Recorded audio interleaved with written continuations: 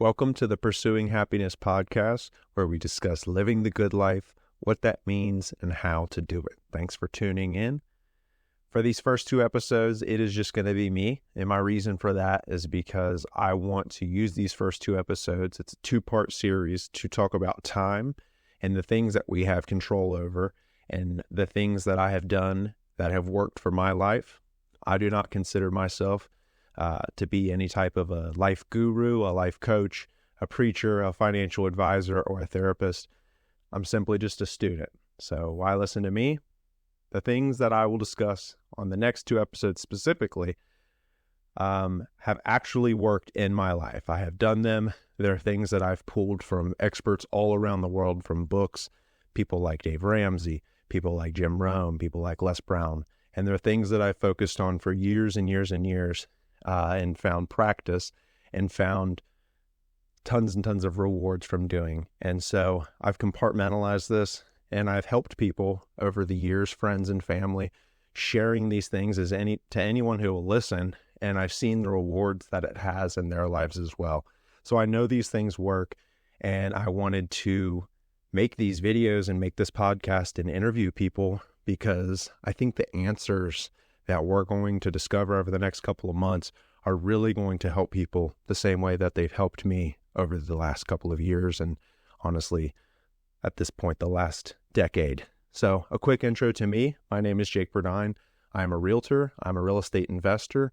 I'm happily married to my best friend, and I am a very new dad. My first son was born 10 weeks ago. His name's Hank.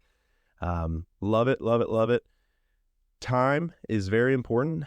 I think it's probably more important than any other thing in the world other than your relationship with God. I value my time above all else, which kind of sounds crazy because I just told you about all of the things I have going on, including my 10-week-old son and the podcast that I'm starting. So why am I doing all of this? What am I selling, right? Actually, nothing. Honestly, these are things, like I said, that have helped me, and I find true value and enjoyment out of helping people. By making these videos, this is something that I can get out once and hopefully myself even go back on and learn from, because like I said, I don't consider myself to be the expert. I just consider myself to be a student who is sharing this information that's helped me. At the end of each episode, I'll be providing 1 to 2 books, audio books, to further break down and probably even better explain what the things are that I'm trying to talk about. Again, a lot of this information is just information that I've heard from other people throughout the decades, and I've compartmentalized it and put it into something that can be, let's say, summarized, but it's up to you guys to be able to expand on everything that I'm talking about here. On a side note, listening to this podcast and implementing these things doesn't mean that there's something wrong with you, right? It doesn't mean that we're not already living a happy life. It doesn't mean that we are less than. These are just things that can make our lives better. And nobody's perfect. Everybody has bad days. Everybody is a constant work in progress. These are all things, daily disciplines that we can practice to make our lives better. And again, it takes just that. It does take some time, but it's enjoyable. And as you get better doing these things and practicing these things, it gets easier. I've always had ADHD my entire life. I've struggled with it. I was always the kid in honors classes who got all my work done. And I don't say that to brag. I just mean I would get all my work done, and then I'd start being bad and end up in the principal's office because I was, terrorizing the class because I'd get bored. But when I got to college, I was never really applied myself. So when it came to doing insane amounts of homework and doing things that I didn't necessarily agree with, I didn't do them. And so, I've definitely faced challenges, and these are things that I have used to overcome ADHD. I highly recommend this episode for anybody, whether you've got ADHD, adult ADHD, or not. It doesn't matter. I really think that these are going to help, but it's going to take a little bit of work. There's a quote by pro tennis star Serena Williams: "Nothing comes to a sleeper except a dream." I don't think there's a more true statement. I can say it is worth it to wake up and chase your dreams. The years are going to pass, whether we're working toward a better or a worse future. And I hope that after listening to this, you guys pursue having a better life and a better future and a happier life. So before we get into today's podcast, I did want to introduce someone who's been a huge help at getting me to this point and getting us here. His name's Chris. I'm going to turn the camera and the mic over to him and let him introduce himself. And he's here and a little bit about himself. Go ahead, Chris. Hello. Thanks for being on. Yeah, I'm excited to be here, but I also do not do well with talking about myself, so I struggle with that a little bit. But yeah, I've learned over the years as a realtor how to do it, so it's a little awkward. I get it. So I've been working on this, I think, for over a month now, right? Yeah, just about. Jake, next time you watch, you'll see the full studio type deal, which is really, really cool. Jake worked a lot on that. And then, I worked a lot on the tech side to kind of get everything working. So we're still going through some glitches, which have drove me absolutely nuts. But it's small things, right? So, it's been really exciting to help you with this, and I'm really looking forward to seeing what comes of this as we go through. But yeah, a little bit about me. I've been forecasting weather for, this is actually over 15 years. So I started out in Southern Indiana and then worked my way over here, through a online company called Weather Pulse that I started. And it's been great to be able to like connect with different people. I mean, a big example of one of the biggest reasons why I like what I do is, the Northern Lights, which I know you have constantly. I have heard the term Northern Lights maybe 450 times this year so far. Yeah, it's probably more than likely. But the thing that I like is people. It's kind of like a community on my page. People really like to share their experiences. It's really, really cool. So, yeah. It started out as, growing up as a kid, I always was interested in the weather, and I wanted to be able to figure out, like, how does this work? I've always been a person of figuring out how something works. And as I've, grew up and I was able to start learning about how different ways to be able to communicate information and learning all the different things about weather and how it all works. It's really started to turn into something. It's a lot than what it used to be. My biggest thing is I remember probably back in, a lot of it before 2012 was kind of more of a fun thing. It was something that I was interested in and I liked sharing with people. But I think 2012, Henryville 2012, was probably a pivotal time. It's when it gets serious. Yeah, it was intense. I get it. Yeah, so I get it. we had huge tornadoes in the area. I watched towns just completely wiped away.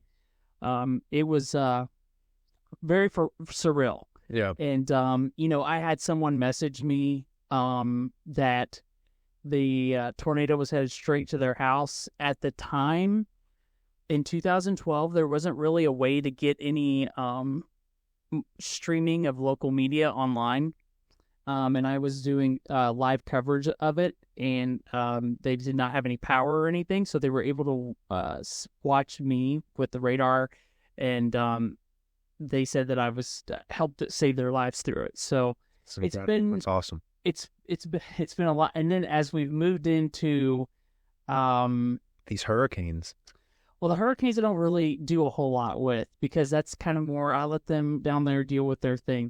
I kind of really try to make sure I stay focused, hyper-focused to this area. But technology has evolved, and I went from just, a little computer in a room to, 5, 6 computers, tablets, and a 1-minute show at times, which can be very, very difficult, especially when you've been on for 3 hours nonstop doing live coverage. Yep. But, it's become to the point now to where, and one of my biggest things in 2012 was, how am I going to get this information to people before anyone else? And it wasn't just to do it, just to, shove it in somebody's face that I'm better than them. Yeah. It was, we're not doing a good job. Yeah. And and a prime example is this, is over the springtime. Severe weather outbreak after severe weather outbreak.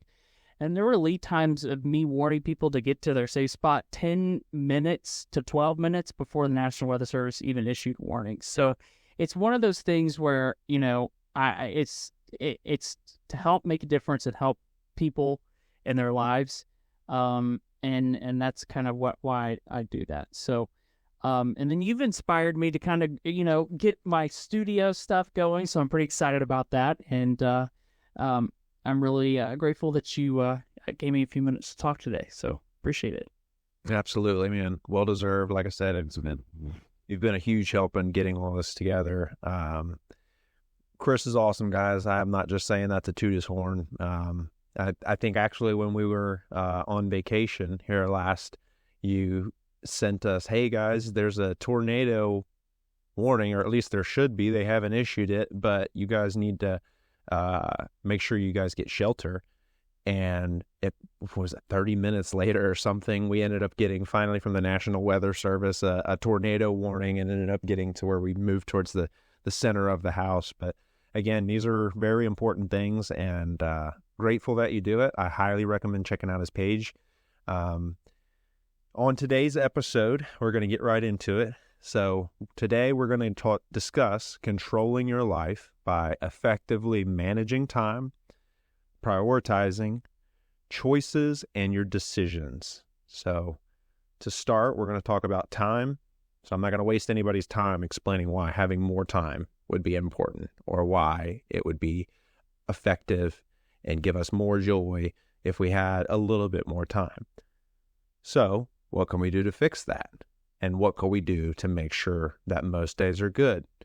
By purposely starting our mornings off with a morning routine. I'm not saying be routine. I personally can't stand a routine life. However, having a morning routine is the best way to build a successful and happy day. If your morning is the foundation to your day, everything is built on that foundation. And so this isn't just my advice. This is advice that I've been given, but starting your morning, or whatever you consider a morning, is, because I know some of you guys are second shifters and even night shifters, but whatever you consider to be your morning is the foundation of your day. I'm going to go ahead. Yeah. So, I'm a true believer in this. I think, every morning when I wake up, I think the first thing that I do is look at computer models. So I've had to sit and it keeps me going every day to be able to look at that, wake up in the morning, and then I got my game plan on the weather side of things, and then I keep moving from there. So that I just to mention that. Yeah, it's a great example. So yeah, and an example of that could be it could be working out. That's something I like to do in the morning. It could be praying, it could be stretching, it could be meditating, it could be reading the Bible. I've even heard of people taking a shower or getting in the sauna, or even, this is something I really recently started doing, just playing some pickleball. It's a lot of fun. It's a good way to, I guess, network and get some energy out. It's pretty fun. So trying new things, I always recommend. It's a great way to have fun. There's so many different things that we could try in this life. So, and we're going to get to the end of our life someday and not have tried all of them. So I recommend trying things and just saying yes to opportunities when they arise. So I think even the best, most motivated individuals and the highest performing individuals can have their day ruined by starting their morning off wrong. So what are some ways that you can start your morning off right? This first one is a little bit elementary, but it is so important. Drinking water, and I highly recommend, so drinking a glass of water, or 80% water, or whatever the thing is, and we just slept for 1/3 of an entire day. So we definitely need water. I also strongly recommend stretching. The reason being, if you pull the shoulder, you pull the back or something like that, you might be out for 3 days, or you might feel discomfort or irritation or be irritable for days. And so it's important to avoid the things that we can avoid, make the choices to avoid the things that we don't have to deal with if we just prepare a little bit. Another thing, and this is huge, I do this myself and I've done this for years, having a pledge and reading it to yourself. And I'm not saying the Star Spangled Banner, although I think that's very important, but I mean a pledge that says, for example, some of the things on my pledge are, I am honest, I am humble, I am kind. And so this allows me to tell myself every day who I am before the world or whatever forces out there want to tell me who I am. I tell myself who I am. And it's a really, really great way to build a strong morning. So I highly recommend that one. Another one is taking an overview of your tasks, your goals, your calendar, what things you have coming up, and then organizing your day. We'll talk about these. That's one of the things we're going to talk about in today's episode. And we'll also further expand on that throughout the season. Another one I like to do, and again, this is going to sound a little elementary, but I promise you, if you do these things, it's going to slowly start cascading your life into a better place. Making your bed and just straightening up. Straightening up or just wiping down the counters. I typically like to start this. I can't believe I'm explaining this, but I'm starting elementary. Wiping down surfaces and then getting to the point where you're sweeping up. Like just getting in the motion of cleaning things up and straightening things up will put yourself, car included, in a better mindset to, attack the day. And you're going to feel better, especially making your bed. You can have the worst day in the world, but if you make your bed, at least you come home to clean sheets, a made bed. So again, I think that's very simple, but very effective. And then lastly, and this doesn't have to necessarily be part of your morning routine, but at some point throughout your day, I do recommend learning something new. This way, every single day, you're becoming a little bit wiser and you're growing. And it might not feel like much after 2 weeks or 3 weeks or a month or a couple of months. But after a while, you'll look back and you'll be like, oh my gosh, I can't believe I have that much information. And it's because you put the work in and you hunted down the information and you allowed yourself to learn those things. So the next step, and this could actually chronologically be step number 1, because this could start potentially the day before. I do this. The reason I didn't add this as step 1 is because this is kind of an optional step. And if you do mess this up, you don't have to panic. But I like starting my day before my day starts. So sometimes I'll get on and schedule my calendar the day before so I kind of mentally know where I need to be. Again, I'm a realtor, so I'm all over different counties and, at different parts of the day. And sometimes that's in the morning, sometimes that's in the afternoon, but it's really important for me to make sure that I'm in the right mindset to take on that day. Starting my day with a morning routine is vital to that. One thing, this is an example of that. I go to the gym in the morning just so I can get it over with and done with. I can stretch out. I can kind of get some caffeine in my body, but I'll lay my gym clothes out prior to going prior to starting. And the reason I do this is because the first thing I do, I wake up and I see those gym clothes and I'm like, that decision's already basically made for me. All I have to do is roll out of bed, throw a hat on, brush my teeth. Sometimes I don't even do that. That's gross to say, but whatever. And throw my gym clothes on and then head to the gym and get a workout in. And even if I just go and I stretch and I don't get the best workout, I still know that the consistency was there. And I highly recommend doing this step, even if you're somebody who goes to the gym after work. Pack a gym bag. Don't give yourself the option to go home and eat some food and hang out on the couch. Just pack your gym bag, hit it on the way home, knock it out, be done with it, get it done for the day, and then have your entire evening. I'm going to take a drink really quick here. Chris, can you pull up that 4-quadrant thing? Are you able to pull that up on the screen? So the next step is organizing your day. And I'm going to have Chris pull this up. Let me know when you have it pulled up. I'm going to discuss the 4-quadrant planner. So this is something I learned from a book years ago, and this has revolutionized how I get things done. Obviously, I bite off a lot, which means I have to chew a lot or I'm going to choke. So, for example, this podcast that I've started, this is something that used to be on a lower quadrant in this, and now is real.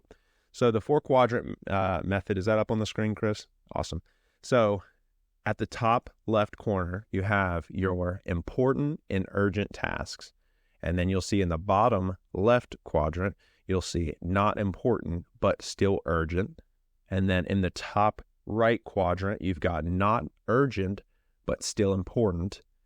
And then in the 4th quadrant, which is your bottom right quadrant, you've got not important, not urgent. I know this sounds kind of goofy and maybe even a little education or elementary, but let me explain what these things mean. So, for example, this top quadrant, these are your firefighting things. So, these are the things that are probably causing you the most stress, right? So you've got this project that your boss has said, if I don't have this by Tuesday at so-and-so, you're going to be getting written up or something. You can tell I'm talking from experience. That would be something that goes into that quadrant, that firefighting quadrant, right? Like it's something that's urgent. It's something that definitely has a deadline. It's something that's important. Your next quadrant, which is your lower left quadrant, is going to be your urgent but non-important. And so a lot of these are like interruptions, distractions. So like, for example, one of these could be scheduling a call that you probably should have made, and you need to make it sooner or later, but you haven't. I'm guilty of that. So that would be something that would go in that lower left quadrant. And here's the beautiful thing. When you finish the left side of this quadrant, you've finished everything that has a time constraint, right? So anything that's looming over your stress is now done. And then this right side of these quadrants here, which is your not urgent, you can do those at your own pace. And so that's when life gets a little less stressful. So in the top right quadrant, we've got your not urgent but important. So this is things like work on a business, start a side business, learn new ways to network. What are some big picture things that I would like to work towards today? And like I said, the beautiful thing is even like, for example, if I have a day where I'm not feeling great or something, I'll knock out the left side, and then, hey, I might not be necessarily moving forward, but I got the things done that I needed to get done. And now I can use this time to maybe take some rest or something like that if I need. So that's the top right quadrant, which is your not urgent but important. And then lastly, your 4th quadrant on the bottom right here is your not urgent and your not importance. Those are what I like to call your some days, right? And so those are your dreams, your future goals, your future visions. Believe it or not, at one point, this podcast was on my some days, and now here I am doing a podcast with my good friend Chris, who I'm very grateful that is here. Thank you again.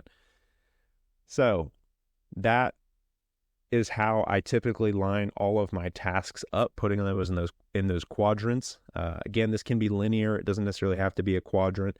That's how it was taught to me. And again, this can be, I actually now do it linear to where it's like the quadrants, the left side are the bottom two, and just go down a list. But however you do it, whether it's on a notebook, whether it's in Excel, however you do it, you know what those tasks are that you need to do. And I highly recommend you look into this method of planning and organizing, because if you can get these tasks prioritized correctly, it's going to reduce your stress so much. You're still going to have to put the work in. This list isn't going to knock these things out for you. But instead of having, for me, and maybe this is everybody, but our minds just get so clouded with all of the different things going on. So getting them out of our mind onto a piece of paper or onto a file and organized allows us to handle them, in the best way that we can. Or one of the ways that I recommend that, and this is something that I try and do in the mornings, it's not always fun, and the title is a little bit gross. This isn't my title. I didn't make this up, but it's called Swallowing the Frogs. Swallowing the frogs, the concept of swallowing the frogs means getting the things done. So these urgent firefighting tasks, getting the things done that you know you need to get done and just getting them over with. So we talk about having a stressful day. I've got all these things going on, but what if you just knocked those stressful things out at the beginning of your day, before lunch even happens? And then, the rest of our day is at least a little bit less stressful, or honestly, a lot less stressful, because we've knocked those things out. So there's a Plato principle. It's called the 80-20 principle. I'm not, again, the inventor of this. I'm just someone who is gathering this information and sharing it. But the principle is 80% of outcomes come from 20% of causes. So what this means is, when it comes to the things we need to do, if we knock out the most important 20%, then 80% or more of our stress will go away. It sounds like a pretty fair trade to me. If you knock out the urgent things, you can focus on the things that will improve your life for the future and improve the lives of the people around you.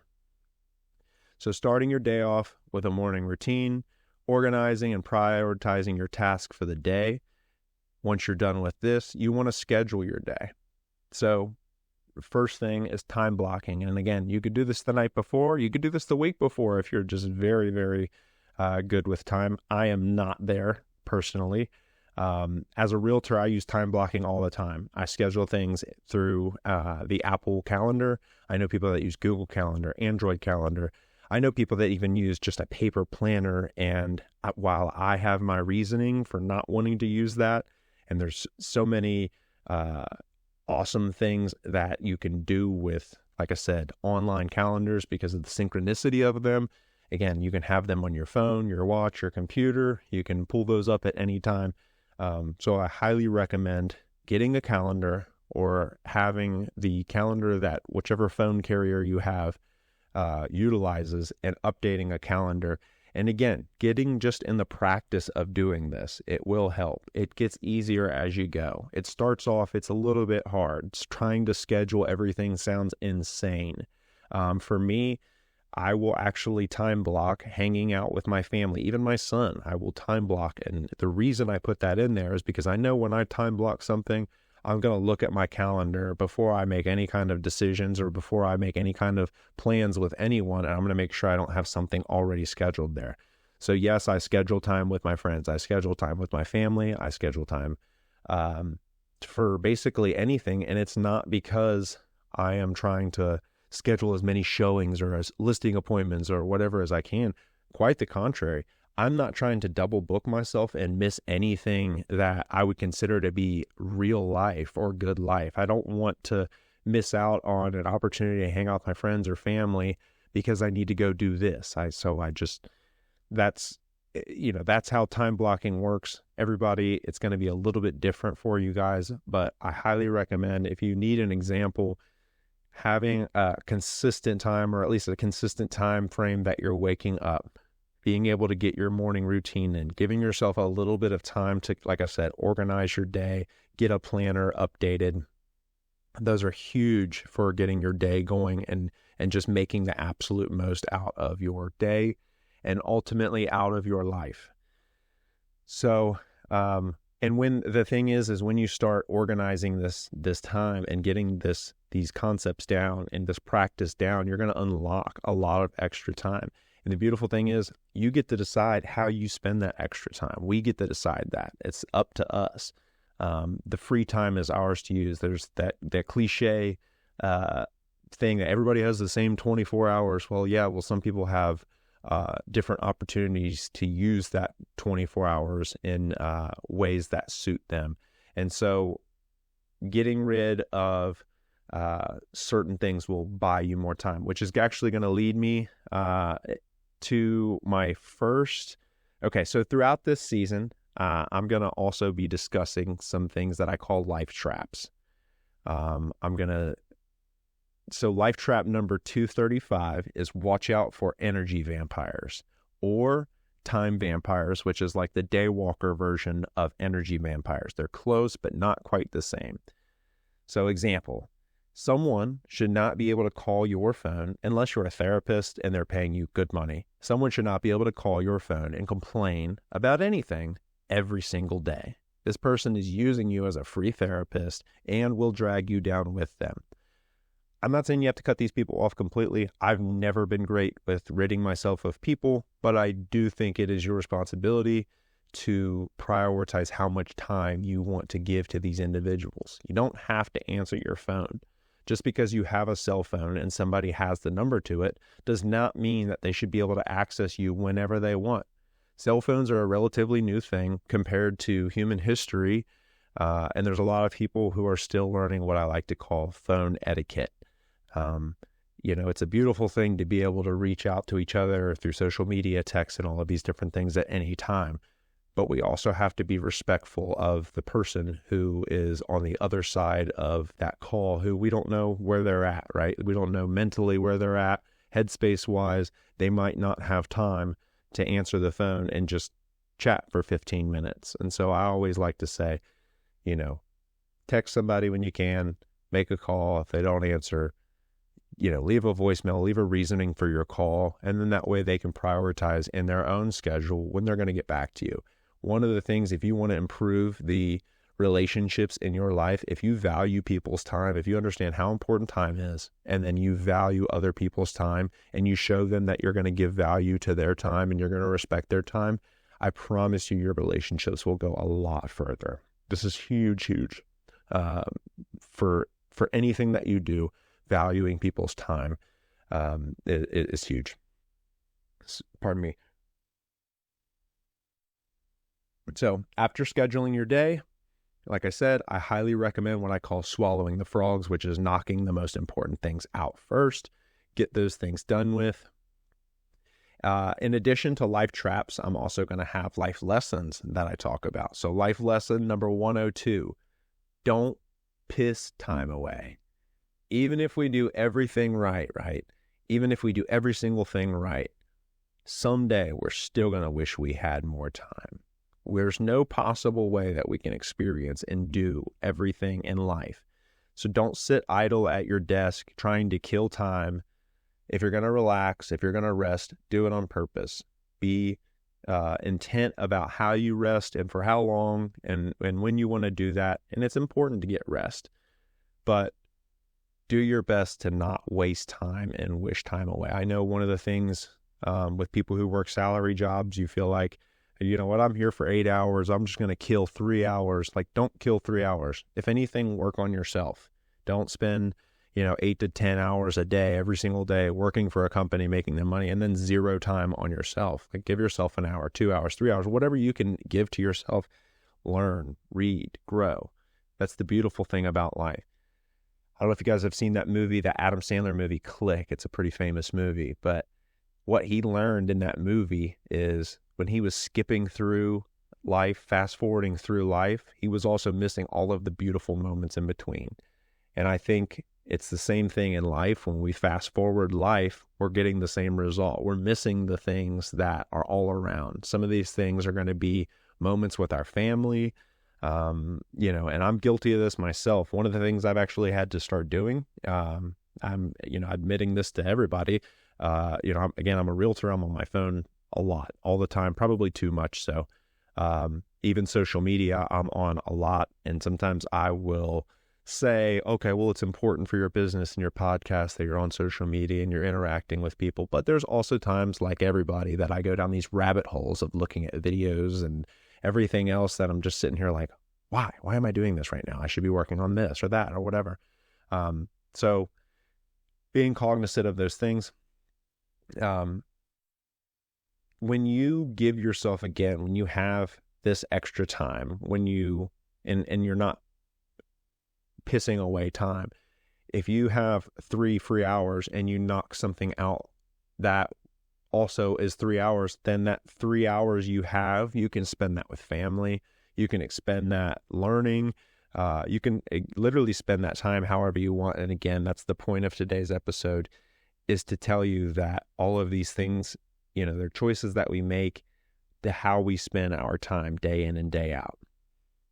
So that leads me to the second part of today's episode, which is choices and decisions, and inevitably the consequences and or the rewards that come with our decisions. So there's a Harvard study, because I always like to give credit to the study instead of just saying, science says this. There's a Harvard study that shows that the average person makes 33,000 to 35,000 total decisions each day. This includes what we eat, what we wear, what we will say, and how we will say it. A lot of times, the choices that when we think about choices, we envision this picture, and you've got a road, and there's a fork in the road, and then there's this obvious decision, like which, road to go. It's like, do you go good or bad? Well, that's not usually how it goes in actuality. Sometimes there's more than one road. Sometimes there's only one road. Sometimes the choices that we have to make aren't even like good and bad. Sometimes it's, worse or worser. Like sometimes those are the decisions. I made that word up, but sometimes things are, you have a bad decision and an even worse decision, and you are responsible for making that call and making the decision that is going to have the least negative impact on your life. It's not always, unfortunately, decisions that will improve the quality of our life. Sometimes there are things naturally in life that happens that bring us down. So whether we choose to decide or not to decide, we have still made a choice. It's important to know that we have control of our lives in a lot of different ways based on the choices that we make. Because again, our bodies, our time, our lives, our network, all of these different things are systems, and they kind of play into each other. So it's important that we look at all of these things and we work on all of these things daily. So an example, the choice that we make to put food into our mouths, eat it up, chew it, and swallow it, that is completely up to us, right? What kind of food that is completely up to us. And with that, you will have a series of either rewards or consequences, or sometimes both. There are some people who cannot have dairy but love milkshakes. And so they have to make that decision. Is it worth it for them to have a milkshake, even though they know that they're probably going to spend the rest of the night on the toilet?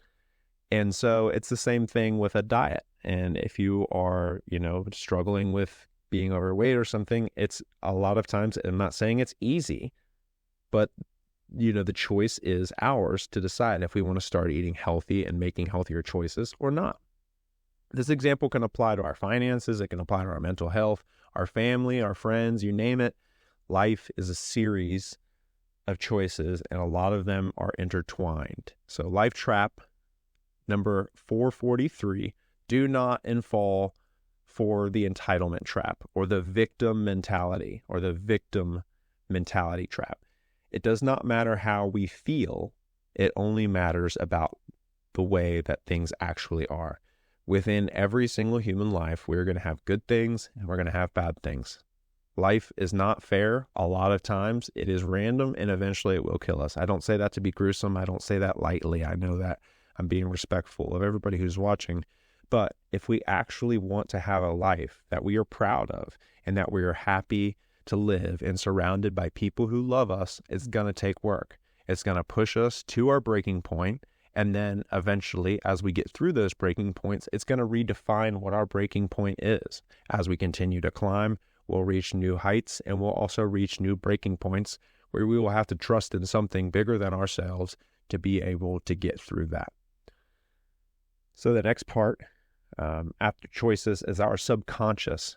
So this is important. Our subconscious mind is what takes in new experiences. Our subconscious mind is like the hard drive that everything is being saved to, right?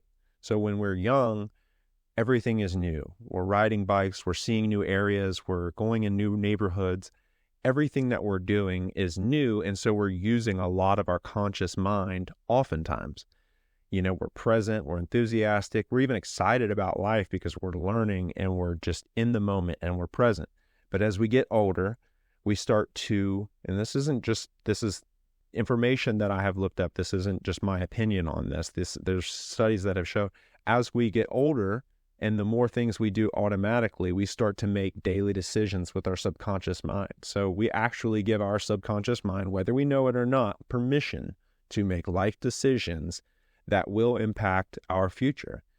Like, for example, how many times, I'm guilty of this myself, how many times have we driven the same monotonous drive home from work, and then you get home and you're like, oh my gosh, I barely even remember that drive. Like, we were literally zoned out. And I'm guilty as charged. I zone out too. I'm not saying that you can't zone out, but as we get older, we turn things on autopilot so that way we don't have to deal with them. And I'm not saying that that's necessarily a bad thing, but again, we do need to be cognizant of that.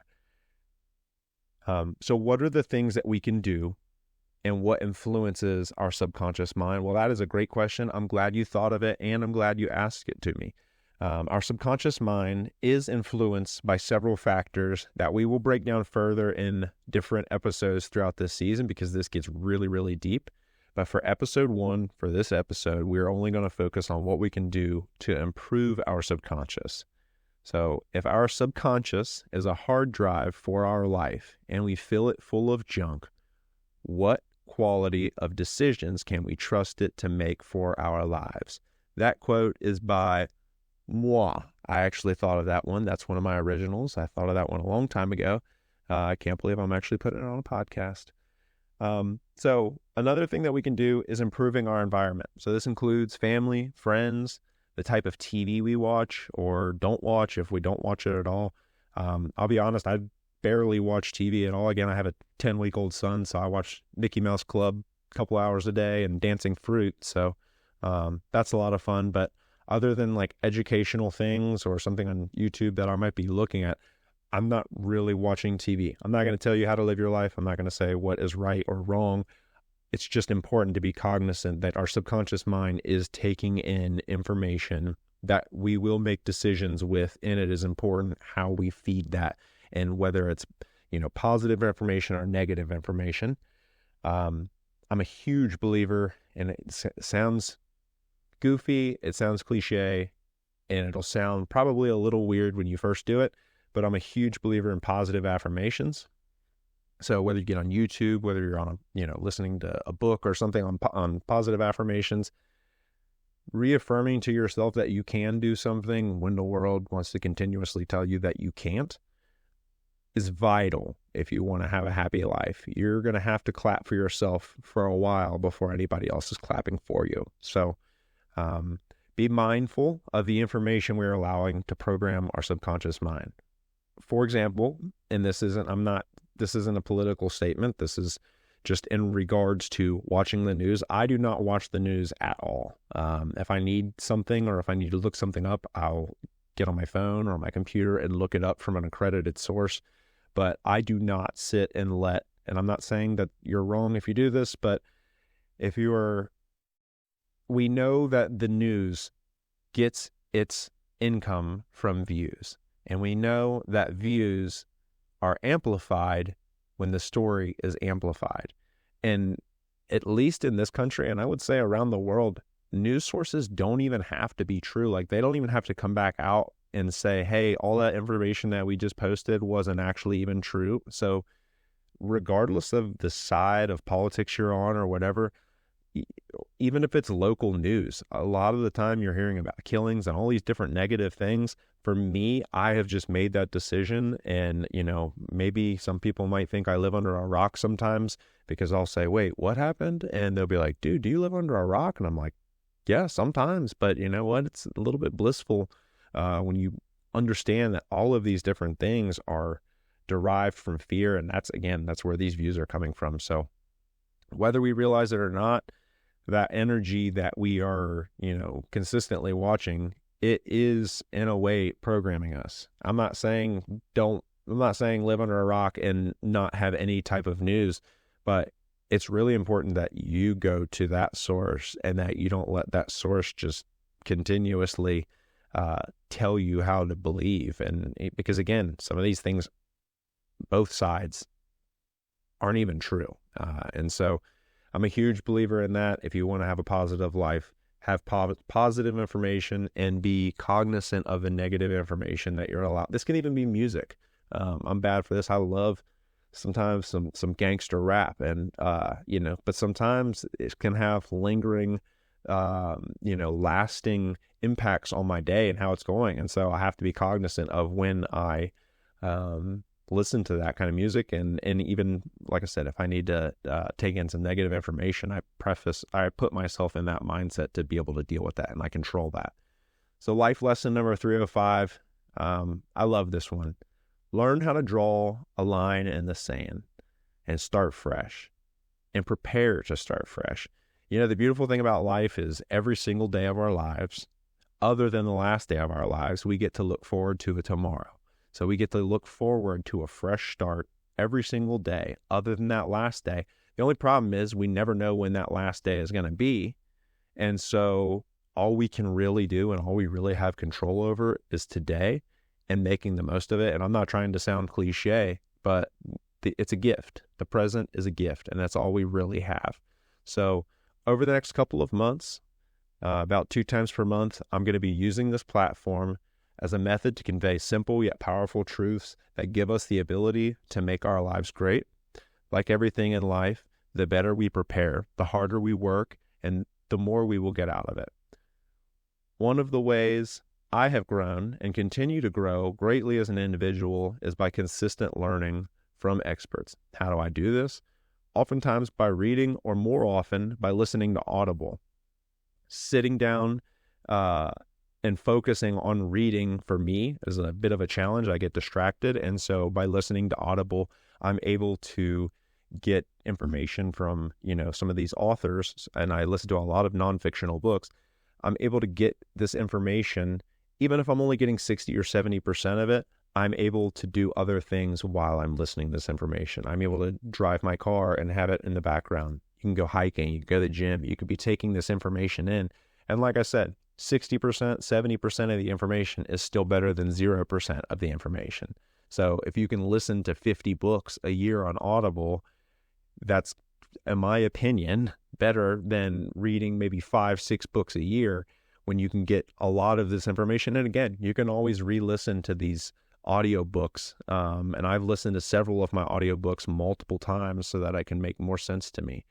Another app too that is similar to Audible, I haven't used this one, so I can't necessarily give it a referral, but I'm being told is called Libby, Libby, and my understanding is as long as you have a public library card from anywhere in the country, you can log on here and you can have a similar viewing experience as Kindle and Audible. So check that out.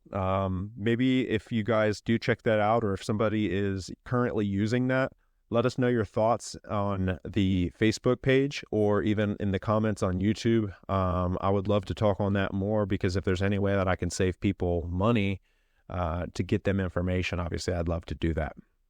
So each episode, like I said, I'm going to recommend 1 to 2 books that further expand on the topics that we've discussed in each episode. Each of these topics somebody can spend an entire lifetime focused on. And a lot of these experts have done exactly that. We have people on who are therapists. We have people on who are small group leaders. We have people on who are business owners. And we have people on who are doing incredible things around the world and around their communities to make this a better place to be. And so really, really excited, guys. Thank you so much for tuning in with me on today.